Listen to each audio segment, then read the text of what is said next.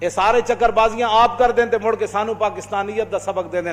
سانو پتہ ہے اس دور میں میں اور ہے جام اور ہے جم اور ساکی نے بنا کی روش لطف ستم اور مسلم نے بھی تعمیر کیا اپنا حرم اور. کیوں جی؟ ہاں جی یہ سارا کچھ سانو پتہ ہے. گفتار سیاست میں وطن اور ہی کچھ ہے. اقبال کہندا ہے گفتار سیاست میں وطن اور ہی کچھ ہے اور ارشاد نبوت میں وطن اور ہی کچھ ہے. اس واسطے میں حدیث پاک مکمل کرا جڑی فتنے والی سی, بس میری گفتگو ختم. حضور نے فرمایا دوسرا والآخر اسود و مربادن, فرمایا ایک دل تو سفید ہے, زمین آسمان جب تک کھڑے انہوں کوئی فتنہ نقصان نہیں کرے گا. دوسرا دل جڑا کالا سیاہ ہے اور سوادی طرح ہے, اور کلکوز مجیخن اس برتن کی طرح جس کو اوندا کر دیا جائے ایسے. لا یعرف معروفا ولا ینکر منکرا الا ما اشرب من ہواہ. بس اے گل ہے جڑی سمجھ لو کہ تسی کسی نہ حضور دی عزت دی گل کردے ہو تے انہوں سمجھ کیوں نہیں آندی, تسی نہ موسی رسالت دی گل کردے ہو سمجھ کیوں نہیں آندی. کیوں جی تسی جنگ یمامہ دا واقعہ بیان کردے ہو انہوں سمجھ کیوں نہیں آندا. 1200 صحابہ تے شہید ہوئے نا جنگ یمامہ وچ, تے جڑے زخمی ہوئے حضرت ام عمارہ جدو واپس گئیاں تو انہاں دے پوترے نے پوچھا, انہاں کہا یا جدتو کثرت الجراح فی المسلمین, انہاں کہا دادی جی تسی جنگ یمامہ جو واپس آئے ہو ہاتھ کٹا کے زخم کھا کے, اور دسو میں تے سنیا ہوتے بڑے صحابہ زخمی ہوئے. تے آپ نے فرمایا پترا کی پوچھدا, ما یصلی ما خالد ابن الولید من المہاجرین والانصار الا نفر یسیر. فرمایا پترا کی پوچھدا, میں اتھے ویکھیا کہ ہزاراں صحابہ کٹے ہوئے جسم دے نال شدید زخمی خیمے چ پے ہوئے سن, 10 تو 15 صحابہ صرف خالد بن ولید نہ با جماعت نماز پڑھ. اتنی وڈی جنگ صحابہ کی تھی, جڑے شہید ہوئے ہوتے 1200 ورنہ زخمی بچے ہی کوئی نہیں. اے خالد بن ولید نہ جڑے پڑھتے سن وہ بھی زخماں نال چور چور سن, لیکن خیمے تو چل کے تے جتھے خالد بن ولید نماز پڑھاندے سن اتنی جگہ وچ وہ پہنچ جاندے سن چل کے بس, ورنہ خالد بن ولید خود بھی شدید زخمی سن. ہاں صحابہ کہندے نہ یہ جنگ اسے کدی پہلے لڑی نہ کدی بعد وچ لڑی, جنگ یمامہ. تو اس واسطے جنگ یمامہ بھی کسی کو سمجھ نہ آئے, رسول اللہ کو جو لوگوں نے پتھر مارے وہ بھی سمجھ نہ آئے, رسول اللہ کا جنگوں کے اندر تشریف لے جانا بھی سمجھ نہ آئے, اور حضور کا پوری دنیا سے ٹکر لے لینا یہ بھی سمجھ نہ آئے, اور صحابہ کے ٹکڑے ہو جانا یہ بھی سمجھ نہ آئے, جنگ قادسیہ بھی اس کو سمجھ نہ آئے, یرموک بھی نہ آئے, کربلا بھی نہ آئے. چلتے چلتے 1857 تک بہادر شاہ ظفر کے ساتھ جو کچھ ہوا وہ بھی سمجھ نہ آئے, مساجد کے ساتھ جو کچھ ہوا وہ بھی سمجھ نہ آئے, کالے پانی میں ہمارے بزرگوں کے ساتھ جو کچھ ہوا وہ بھی سمجھ نہ آئے, 1953 کی تاریخ میں جو کچھ ہوا وہ بھی سمجھ میں نہ آئے. تو پھر حضور نے کیا فرمایا کہ جب انسان کا دل کالا ہو جاتا ہے نا اونٹے برتن کی طرح وہ ہو جاتا ہے, تو لا یعرف معروفا ولا ینکر منکرا, نہ اس کو کسی اچھائی کا پتہ چلتا ہے نہ اس کو کسی برائی کا پتہ چلتا ہے. اللہ ہاں یہ بات ضرور ہے, الا ما اشرب من ہوا ہو, ہاں جو خواہشات کا بندہ ہو جاتا ہے, جو خواہشات اسے پلائی جاتی ہے, آج فلانا ڈرامہ دیکھنا ہے, آج فلاں فلم دیکھنی ہے, آج اتنا حرام کمانا ہے, آج 2 نمبر مال بیچنا ہے, آج سود کھانا ہے, آج رشوت لینی ہے, آج مسلمان جو ہے سویرے میرے دفتر میں ایک ایسی فائل آنی ہے جس کے اندر لاکھوں روپے میں نے کمانے ہیں, یہ ساری چکر بازیاں وہ کرے گا. الا ما اشرب ما ہوا ہو, ہاں جو خواہشات اسے پلا دی گئی ہیں وہ خواہشات کے پیچھے پیچھے چلے گا, نہ اس کو اسلام سمجھ آئے گا نہ اس کو دین سمجھ آئے گا, نہ مسئلہ ناموس رسالت سمجھ آئے گا نہ مسئلہ ختم نبوت سمجھ آئے گا. خدا کا شکر ادا کرے کہ کم از کم حضور کی عزت کا مسئلہ آپ کو سمجھ آیا. ہاں جی آپ کے دل سے سفید ہیں, سیاہ نہیں ہوئے.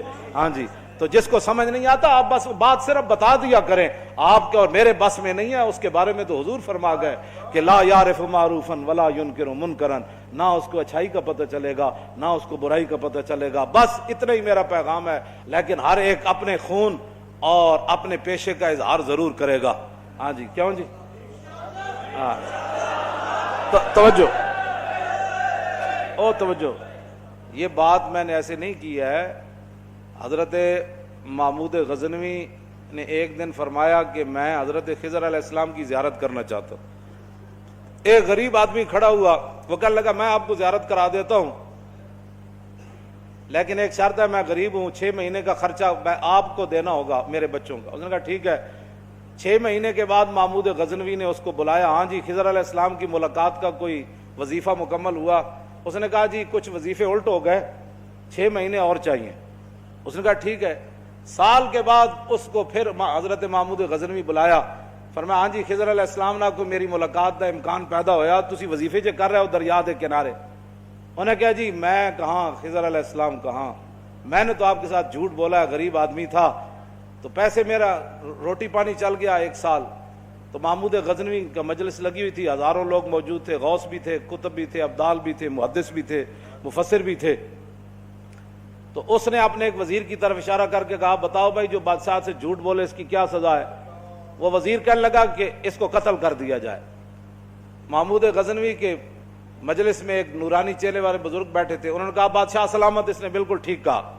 پھر اس نے ایک دوسرے وزیر سے پوچھا, اس نے کہا جی اس کی کیا سزا ہے جس نے بادشاہ سے داؤ بھی لگایا اور جھوٹ بھی بولا. اس نے کہا یہ گردن نہ اتاریں, یہ تو پھر جلدی مر جائے گا, اس پر کتے چھوڑے, یہاں تک کہ کتے اسے نوچ نوچ کر کھائیں تاکہ اس کو پتہ چلے بادشاہ سے جھوٹ نہیں بولا جاتا. تو وہ بزرگ نورانی چہرے والے کہنے لگے بادشاہ سلامت, اس نے ٹھیک کہا. پھر اس نے حضرت ایاز کو کہا, ایک ہی صف میں کھڑے ہو گئے محمود و ایاز. حضرت ایاز کو کہا کہ ہاں جی آپ بتائیں. اس نے کہا بادشاہ سلامت, ایک غریب آدمی تھا, اس کے جھوٹ بولنے سے آپ کے وقار میں کوئی کمی نہیں آئی, اور 1 سال پیسے دینے سے آپ کے خزانے میں کوئی کمی نہیں ہے, یا آپ اس کو معاف کر دیں. وہ نورانی چہرے والا بزرگ کہنے لگا بادشاہ سلامت بالکل اس نے ٹھیک کہا. محمود غزنوی نے ان بزرگوں کو قریب بلایا, انہوں نے کہا یہ کیا بات ہے, جو گردن اتارنے کا کہتا ہے وہ بھی ٹھیک ہے, جو یہ کہتا ہے کہ کتے چھوڑ دیا جائے وہ بھی ٹھیک ہے, جو معافی کرتا ہے. اس نے کہا کہ جس نے کہا نا گردن اتار دو, یہ اس کا خاندان تھا کسائی, تو اس نے اپنے خاندان کا اظہار کیا ہے, گردنیں اتارنے کے عادی ہیں, اور کہا کہ غلطی تو تیری ہے جیسے تو نے ایسے لوگوں کو وزیر بنایا. اس نے کہا جس نے کتوں کا کہا نا کتے چھوڑو, اس کے آباء و اجداد بادشاہوں کے کتے نہلایا کرتے تھے. اس نے اپنے خاندان کا اظہار کیا ہے, اس نے اپنی فطرت اپنے خون کا بتایا ہے, اور کہا کہ رہ گیا ایاز تو یہ سید ہے, اور سید کربلا میں لٹے بھی گئے تو اف نہیں کی, اپنا سودا بیچ کر بازار سونا کر گئے, کون سی بستی بسائی تاجران آل بیت. کیوں جی کہا یہ سید ہے. جب یہ کہا نا یہ سید ہے تو محمود غزنوی کرسی پر کھڑا ہو گیا. وہ کہنے لگا ایاز تو نے آج تک بتایا ہی نہیں میں آل رسول ہوں, اتنا ظلم کیا تو نے بتایا ہی نہیں آج تک. تو حضرت ایاز فرمانے لگے کہ اچھا میرا راز ان بزرگوں نے کھولا تو میں بھی آپ کے سامنے ایک راز کھولنا چاہتا ہوں. انہوں نے کہا جی وہ کیا ہے. انہوں نے کہا یہ جو بزرگ ہے نا یہ خود حضرت خضر علیہ السلام.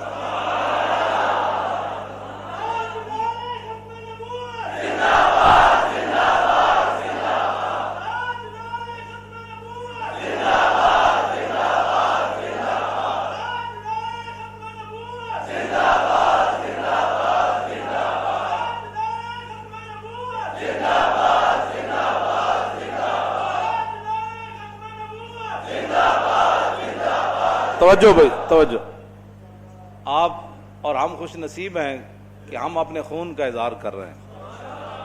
ہمارے آباء و اجداد نے صدقے یا رسول اللہ کے نعرے لگائے, ہمارے بڑوں نے حضور سے محبت کی, حضور کی ختم نبوت پر پہرے دیے, تو ہم اپنے خاندان کا اظہار کر رہے ہیں. اور جن لوگوں کو یہ مسئلہ نہیں سمجھ آ رہا ہے وہ اپنے خاندان کا اظہار کر, ان کا اپنا خاندان ہے, ہمیں ان سے کوئی غرض نہیں ہے.